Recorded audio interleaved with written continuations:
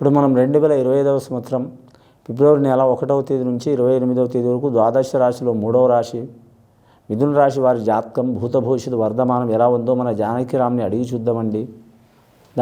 చూడు జానకిరామ్, మిథున రాశి వారి జాతకం చదువు, విద్య, ఉద్యోగం, ఆలోచన, నమ్మిన పని, అనుకున్న కోరికది, కళ్యాణ విషయంది, సంతాన విషయంది, సంసార విషయంది, కుటుంబ విషయంది, ఉద్యోగ విషయంది, పర్సనల్ లైఫ్ది, గృహ నిర్మాణ విషయంది, చేసే పనిది, నమ్మిన పనిది, అనుకున్న కోరికది ఎలా ఉంది చూడు. మిథున రాశి వారి జాతకంలో చెప్పాలంటే మాత్రం నరమానవుడు వచ్చిండి, మానవుడు వచ్చిండు, నెత్తిన పెట్టి సంకల జోలి తిరిగే అవకాశం చాలా ఉంటుంది. వారి జ్యోతిష్య బలంలో ఆకస్మికంగా ప్రయాణాలు చాలా ఉంటాయి, ట్రావెలింగ్స్ చాలా ఉంటాయి, కొత్త కొత్త చోట్లు తిరిగే అవకాశం ఉంటుంది. కొన్ని రాష్ట్రాలు కావచ్చు, కొన్ని ప్రాంతాలు కావచ్చు, కొన్ని జిల్లాలు కావచ్చు, లేదా మాత్రం ఆధ్యాత్మిక ధోరణిలో కొన్ని దేవస్థానాలు కానీ తిరిగే అవకాశాలు ఉంటాయి. స్త్రీలు కావచ్చు, పురుషులు కావచ్చు, ఖచ్చితంగా తిరిగే అవకాశాలు ఉంటాయి. వారి మీద ఉన్న సర్వ దోషాలు తొలగిపోయే అవకాశాలు ఉంటాయి. మానసిక ఒత్తిడి పోవడానికి కూడా మాత్రం వారు తిరిగే అవకాశం ఉంటుందండి వారి పేరు మీద. రెండవ విషయం ఏముందంటే మాత్రం ఆంజనేయ స్వామి వచ్చిండు, సీతమ్మ వచ్చింది, వనవాసం అశోకవనంలో ఉన్న సీతమ్మ కాడ ఆంజనేయ స్వామి వచ్చిండు.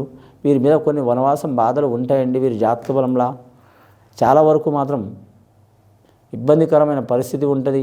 వీరికి ఆదాయం ఖర్చు సరి సమానం ఉంది. సాయం చేసేవారు 7 అయితే ఇబ్బంది పెట్టేవారు 14 మంది రాశి ఉన్నది వీరి జాతక బలంలా. వీరికి మాత్రం ఆకస్మికంగా ఒక స్త్రీ పరిచయం అయ్యే అవకాశం ఉంది. ఆ స్త్రీతో మాత్రం మంచి యోగ బలం కలిసి వచ్చే అవకాశం ఉంది. అది పర్సనల్ లైఫ్ కావచ్చు, లేదా వృత్తిపరంగా కావచ్చు, లేదా మాత్రం ఏదన్నా విద్యాపరంగా కావచ్చు, లేదా వివాహపరంగా కావచ్చు, కలిసి వచ్చే అవకాశం ఉంటుందండి. కొన్ని వీరి జాతకం ఘాత్వారం మీకు అచ్చుబాటు ఉండదండి. ఘాత్వారం అంటే ఆదివారం వీరికి ఏ పని చేసినా కానీ ఇబ్బందికరమైన పరిస్థితి ఉంటుందండి. అంటే చేసే ఉద్యోగం కావచ్చు, లేదా మామూలుగా వారు యథావిధిగా చేసే పనులు కావచ్చు కలిసి వస్తుంది, కానీ మాత్రం శుభకార్య విషయంలో మాత్రం కలిసి రాదు. రెండవది ప్రయాణం విషయంలో కలిసి రాదండి. వారు జాగ్రత్తగా ఉండాలి.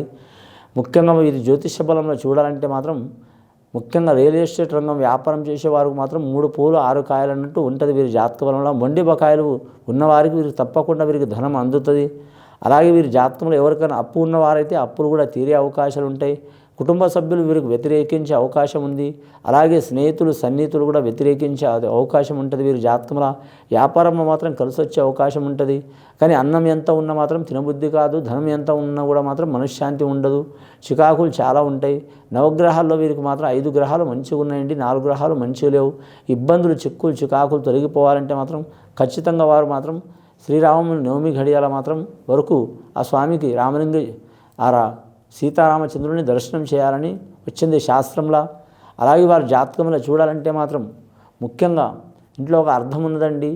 ఒక వ్యక్తి తిరుగుతుందంటే ఈ రాశి వారు ఏమైనా వాయిదా పెట్టుకున్న పనులు కావచ్చు, ఆ వాయిదా పెట్టుకున్న పనులు మాత్రం ఆపకుండా మాత్రం 4 దిక్కులు తిరిగి ఈ నెలలా చేయటం చాలా వరకు మంచిది. ఒక 4 పనులున్నా అందులో 2 చేయటం కూడా మంచిదండి.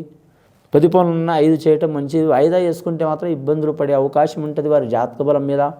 ఈ మిథున రాశి వారి జాతకంలో చూడాలంటే మాత్రం ముఖ్యంగా మృగశిర నక్షత్రం వారికి రుణ చిక్కులు, లేనిపోని గొడవలు, మనశ్శాంతి లేకుండా ఇబ్బందులు పడే అవకాశం ఉంటుందండి. ఆ ఇబ్బందులు మనశ్శాంతి లేకుండా వెళ్ళిపోవాలంటే మాత్రం మనోకారకుడు చంద్రుడు మాత్రం శివుడి నెత్తి మీద ఉంటాడు కాబట్టి ఖచ్చితంగా గంగతో పాటు ఆ శివుడి పూజ చేయటం, సుబ్రహ్మణ్యేశ్వర స్వామిని పూజ చేయడం, కాళభైరవుని పూజ చేయడం మంచిది. రెండవది మాత్రం ఆరుద్ర నక్షత్రం, ఆ పరమశివుడు పుట్టింది ఆరుద్ర నక్షత్రంలో కాబట్టి మాత్రం ఈ ఆరుద్ర నక్షత్రం ఉన్నవారు మాత్రం ఎవరిని పూజ చేసినా చేయకపోయినా మాత్రం ఖచ్చితంగా మాత్రం వీరి జాతక బలానికి చూడాలంటే మాత్రం అమ్మవారిని పూజ చేయడం మంచిదండి.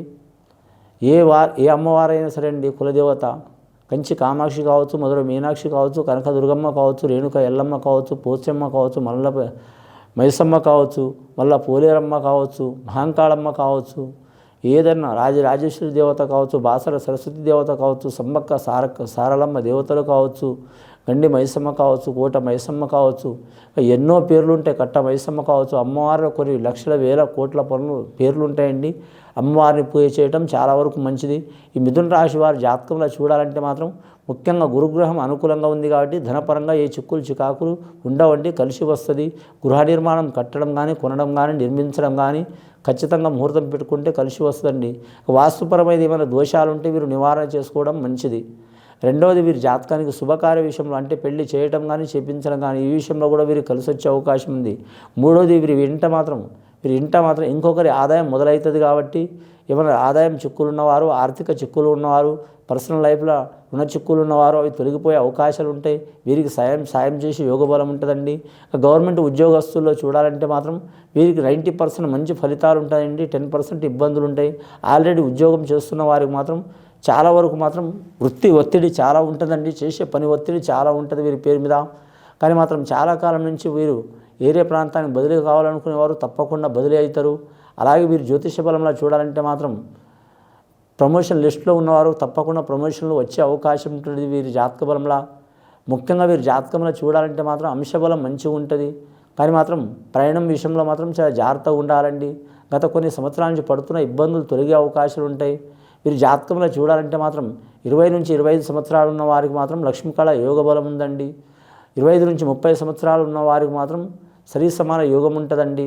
30 నుంచి 36 సంవత్సరాలు ఉన్న వారికి మాత్రం ఇబ్బందులు తప్పవండి, దేశ సంచారాలు తప్పవండి. 40 సంవత్సరాల నుంచి 45 సంవత్సరాలు ఉన్న వారికి మాత్రం కుటుంబ ఇబ్బందులు తప్పవండి. కానీ 50 నుంచి 55 సంవత్సరాలు ఉన్న వారికి మాత్రం మానసిక చిక్కులు, ఆరోగ్య చిక్కులు వచ్చే అవకాశాలు ఉన్నాయండి. మనోవ్యాధికి మందు లేదు. ఈ మనోవ్యాధి అనేది పెట్టుకోవద్దు వీరి రాశివారు. కానీ మాత్రం అందరూ ఒక సైడ్ ఉంటే తను ఒక్క సైడ్ ఉంటానుకునే రీతిలో ఉండేవారికి మాత్రం తప్పకుండా ఇబ్బందులు వచ్చే అవకాశాలు ఉన్నాయండి. ఇబ్బందులు తొలగిపోవాలంటే మాత్రం ఖచ్చితంగా భద్రాచలం రాముడికి దర్శనం చేయటం, అలాగే శివుడిని పూజ చేయటం, అలాగే నవగ్రహ ఆరాధన చేయటం వీరికి చాలా మంచిది వీరి పేరు మీద. ఇది విని చూసి ఆచరించే వారికి, మిథున రాశి వారికి చాలా మంచి ఫలితాలు కలుగుతాయండి. శుభం భూయాత్.